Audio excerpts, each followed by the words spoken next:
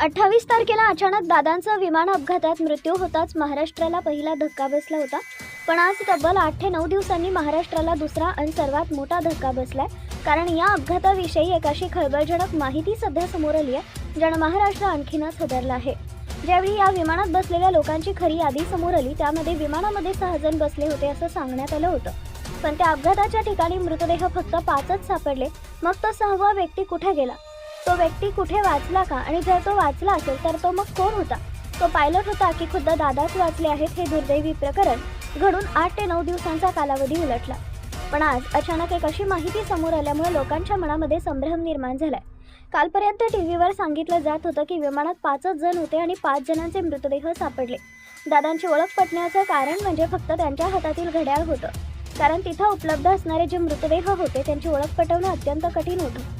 दादांवर अंत्यसंस्कार होऊनही बरेच दिवस झाले, पण आता अशी धक्कादायक माहिती समोर आली आहे. त्यामुळे संपूर्ण महाराष्ट्रामध्ये एक वेगळं वातावरण तयार झालंय.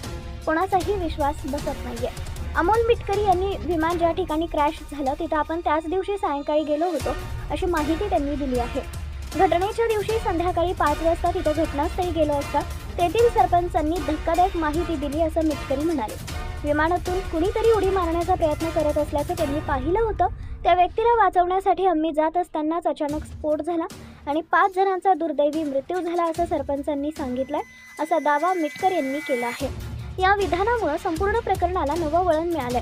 अजित पवार यांच्या मृत्यूचं गूढ महाराष्ट्रासमोर राहू नये याचा त्यांनी संपूर्ण उलगडा व्हावा यासाठी आपण जिवंत असेपर्यंत लढा देणार असल्याचा ठाम संकल्प अमोल मिटकरी यांनी यावेळी केला आहे. या ठिकाणी अत्यंत महत्त्वाची माहिती समोर येते ती म्हणजे हा जो जिवंत व्यक्ती आहे तर तो नेमका कोण आहे याबद्दलचा एक महत्त्वाचा रिपोर्ट येणं बाकी आहे. ब्लॅक बॉक्स ज्यावेळी आता खोलण्यात येणार आहे त्या ब्लॅक बॉक्समध्ये काय माहिती समोर येणार आहे ज्यामुळे आता नेमका 6वा व्यक्ती कोण होता का खरंच 5 व्यक्ती त्या ठिकाणी होत्या हे सोशल मीडियाच्या माध्यमातून किंवा प्रसार माध्यमांनी या ठिकाणी आता चुकीचं या ठिकाणी माहिती पहिल्यांदा दिली होती का?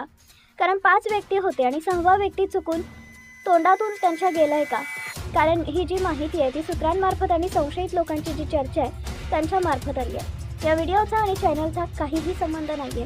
फक्त ही माहिती जी आहे ती फक्त तुम्हाला या ठिकाणी सगळ्यात महत्त्वाचं म्हणजे मिळावी म्हणून शेअर करण्यात आली आहे.